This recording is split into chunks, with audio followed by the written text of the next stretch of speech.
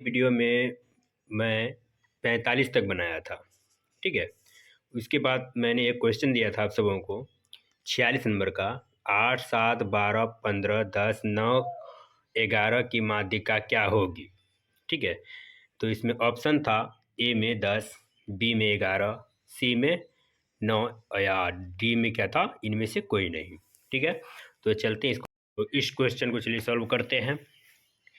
तो सबसे पहले माध्यिका में क्या होता है, अवरोही या आरोही क्रम में सजाएंगे। तो सबसे पहले क्या लिखेंगे? आरोही क्रम, आरोही क्रम, ठीक है।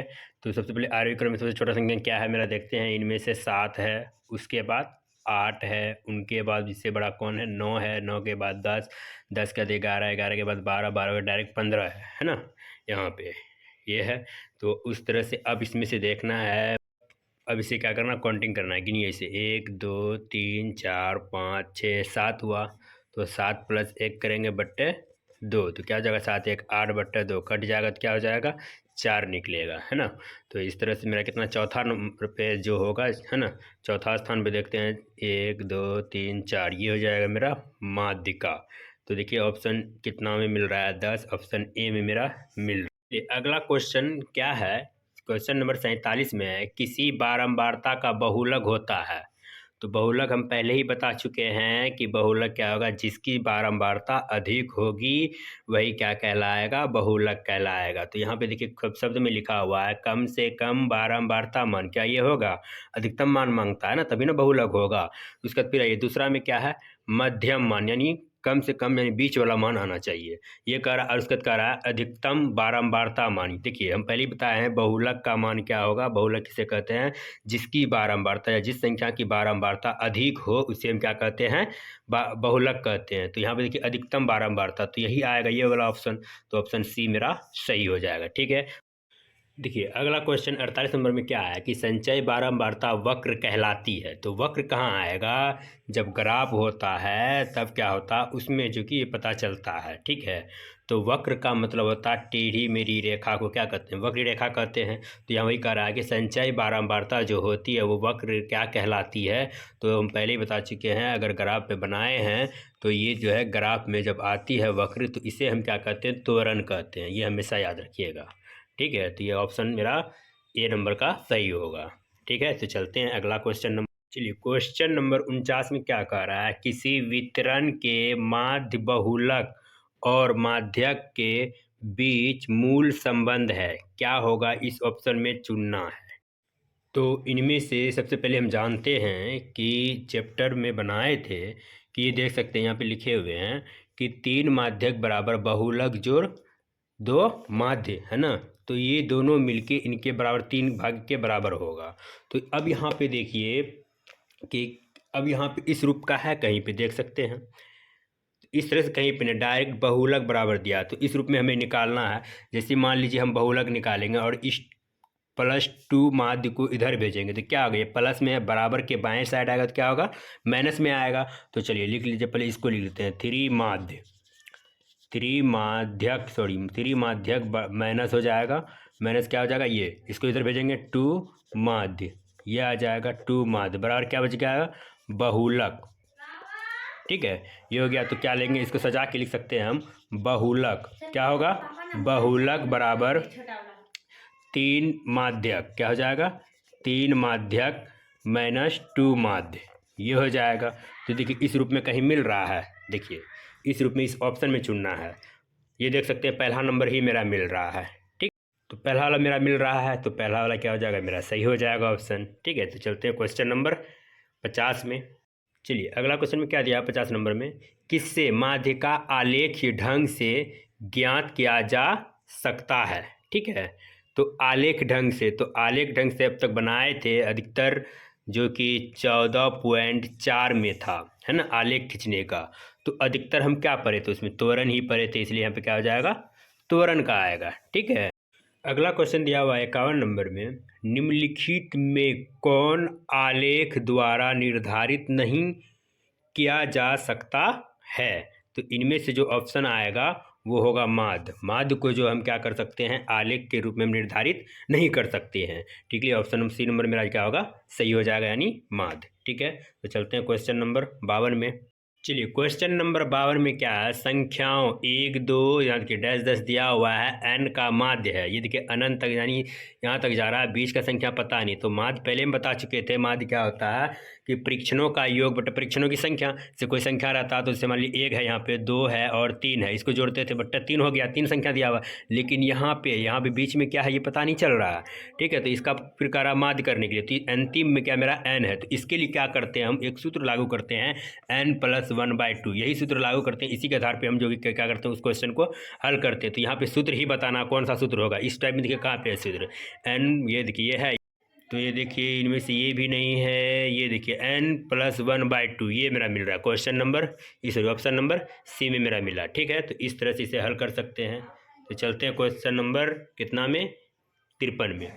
चलिए, क्वेश्चन नंबर 53 में क्या दिया हुआ है, किसी बारंबारता बंटन का बहुलक आलेख द्वारा निम्नलिखित में से किससे निर्धारित किया जा सकता है। बहुलक आलेख का आ रहा है, तो बहुलक आलेख जो आता है इसकी बारंबारता बंटन बारंबारता के बहुलक आलेख द्वारा निम्नलिखित में से किससे निर्धारित किया जा सकता है, तो वो होगा आयत चित्र से। किससे होगा, आयत चित्र से। ठीक है, चलिए क्वेश्चन नंबर 54 में, चरों को आरोही या अवरोही क्रम में लिखने पर बीच वाले चर का मान कहलाएगा। तो पहले ही बता चुके हैं कि अवरोही या आरोही क्रम में, है ना, अवरोही या आरोही क्रम में सजाते थे। तो क्या निकालते थे, अवरोही या आरोही क्रम में, तो हम निकालते थे अवरोही या माध्यक के निकालते थे, है ना। तो माध्यक का निकालते थे, देखते ऑप्शन नंबर में, ऑप्शन में है माध्यक, ये देखिए माध्य है, बहुलक है, माध्यिका है। तो माध्यिका का ही दूसरा नाम माध्यक होता है, तो इसीलिए माध्यिका का हो जाएगा ऑप्शन बी नंबर का सही। ठीक है, तो चलते हैं क्वेश्चन नंबर 55 में। चलिए, अगला क्वेश्चन क्या दिया हुआ है 55 नंबर में, 6 4 3 6 4 3 6 4 6 5 तथा x का बहुलक होगा, तथा x भी दिया हुआ है इससे साथ अटैच है, यानी 5 के बाद x का रहा है ना।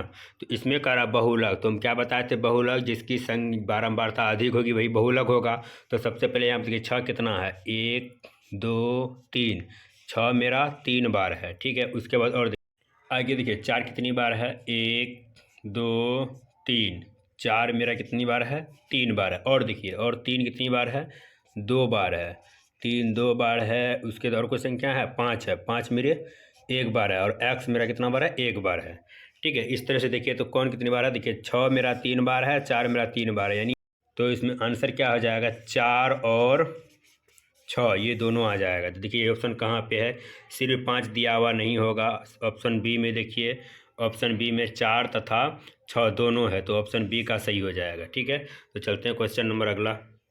तो क्वेश्चन नंबर 56 में क्या है, त्वरण खींचने के लिए वर्ग अंतरालों का होना चाहिए। तो वर्ग अंतरालों का होना चाहिए, तो इनमें से ऑप्शन दिया हुआ है समावेशिक, अपवर्जी या दोनों, ए बी दोनों का रहा, या इनमें से कोई नहीं। तो इसका जो आंसर होगा ऑप्शन का ये अपवर्जी, क्योंकि अब तक में जो बनाए हैं वर्ग अंतराल वो हम अपवर्जी बनाए थे। ठीक है, और अपवर्जी जब नहीं रहता तो उसे अपवर्जी बनाना पड़ता है। जैसे 6 से मान लीजिए 10 लेते हैं, उसके बाद 10 से मान लीजिए 14 है, 14 से 18 इस रूप में रहता था, ये अपवर्जी के रूप में रहता है।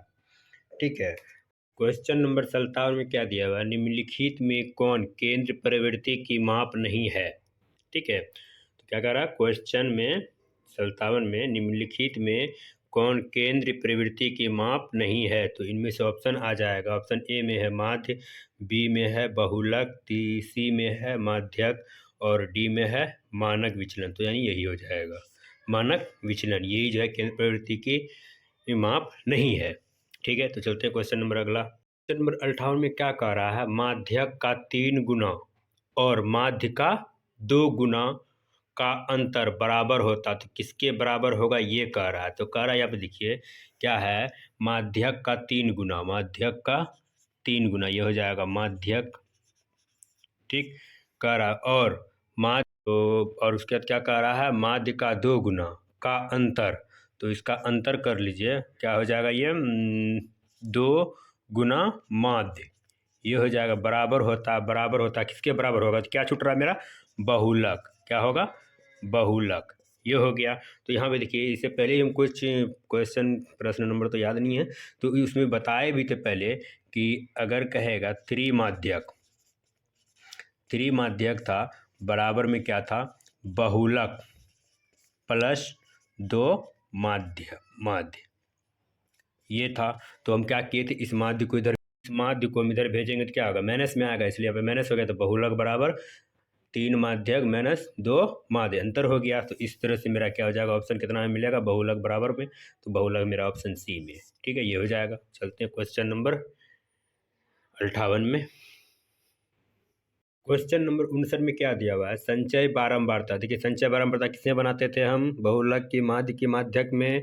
तो हम माध्यक में बनाते थे, है ना, संचय बारंबारता। तो संचय बारंबारता सारणी निम्न में से किसके निर्धारण में उपयोगी होता है। तो ये देखिए, माध्य, बहुलक, माध्यिका या इनमें से कोई नहीं, तो माध्यिका का आएगा, ठीक है।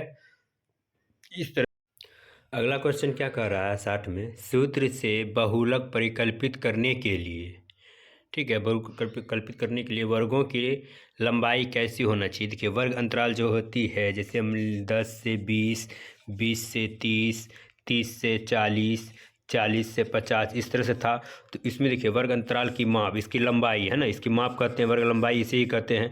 तो कितना होता है इसका अंतर, 10। इसका अंतर भी कितना होगा, 10। इसका भी अंतर कितना होगा, 10। इनका भी अंतर 10। तो यहाँ पे देखिए, सभी में समान आ रहा है ना, क्या अलग हो रहा है, नहीं ना। तो भी कह रहा है, सूत्र से बहुलक परिकल्पित करने के लिए वर्गों की लंबाई कैसी होनी चाहिए, समान होगा कि असमान होगा, या काफ़ी अधिक होगा, या इनमें से कोई नहीं होगा। तो ये समान होगा, है ना, जस्ट भी पता चल चुका है, ठीक है। इस तरह से ये चैप्टर जो है कि समाप्त हुआ, सांख्यिकी चैप्टर। तो वस्तुनिष्ठ प्रश्न था, 1 से लेके 60 तक क्वेश्चन को सॉल्व किए, है ना। तो यहाँ पे कोई भी दिक्कत हो 1 से लेके 60 तक में, तो आप कमेंट बॉक्स में ज़रूर बता सकते हैं। आज के लिए इतना ही, आगे अगले दिन अगले चैप्टर में चलेंगे। धन्यवाद। जय हिंद, जय भारत।